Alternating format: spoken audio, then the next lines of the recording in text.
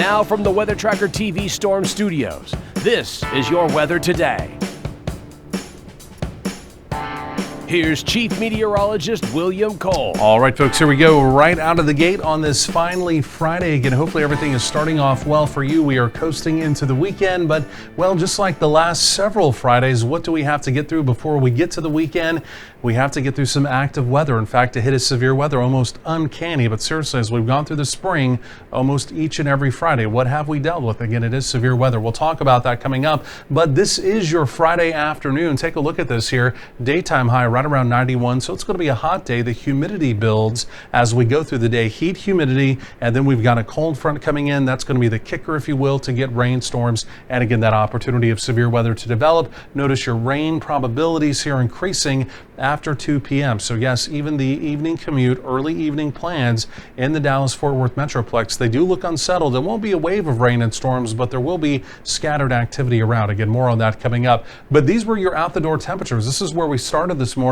It was a warm morning as well. Again, a lot of 70s around the area, a bit more in the way of 60s over in our far eastern counties. So we've already had some scattered showers around as we went through the morning. This is kind of the trailing edge, if you will, of a real deal complex of storms that's been up in Oklahoma overnight. It's been a real heavy rain producer up there. The only reason I mention that is look at this little black line.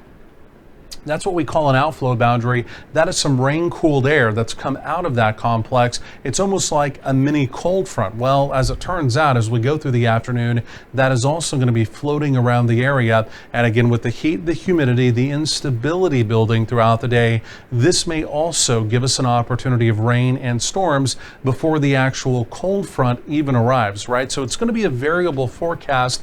Most of what we're forecasting is still based off the timing of the cold front, but we may also have some earlier day storms that do go up near that outflow boundary. The overall cap, the limiting factor today, it's fairly weak, and it's going to be weakening even quicker as we go through the afternoon. So here's the blue line. That's what we call a cold front.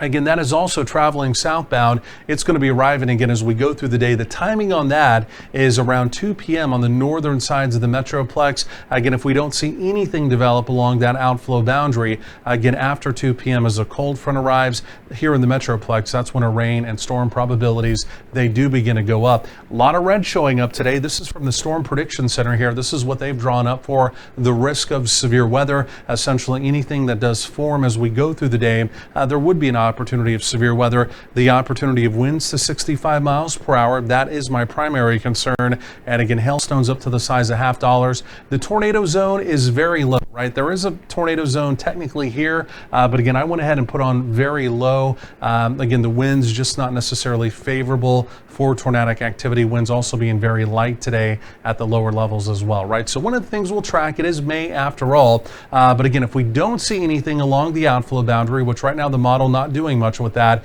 again, here it is, 2 p.m. Here comes the cold front. It's going to be arriving.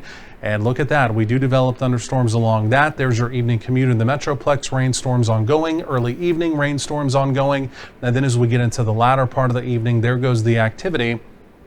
You can see it pushing south out of our area. And once the cold front sweeps through, we've got a northerly wind behind it, and it is going to be a much less humid air mass building in. We'll have some high clouds around for the weekend, but I tell you what, with daytime highs right around 80, not a lot of humidity, it's going to be a 5-star weekend for May in North Texas. No two ways about that. You can see the instability. Look at this here building as we go through the afternoon. One of the reasons why we will have the opportunity of severe weather, the actual storm system is well displaced off to the north. So the opportunity of daytime highs near or just above 90, well, it's going to be pretty likely for most of us. So we'll call it a hot afternoon out there. Here are your rain probabilities, 40, 60, 70%. Again, kind of stair-stepping those as we go through the afternoon into the evening. Here in the Metroplex with any kind of Friday evening plans, temperatures in the 70s, but again, scattered rain and storms will be in progress with even that opportunity of severe weather. Behind the front overnight, 50s in the north. Wow, that'll be nice. Otherwise, generally 60s. Again, those are your morning lows out the door to start your Saturday. And then great weather for Saturday. High clouds around, temperatures struggling to right around 80. Again, a very fresh northerly wind. Similar story even as we go through Sunday. Daytime high around 80. Fresh northerly wind there in place. And then you can see as we go forward in time, temperatures back in the lower to mid 80s. Possible rain and storm chance by the middle part of next week. More on all of this as the hour rolls along.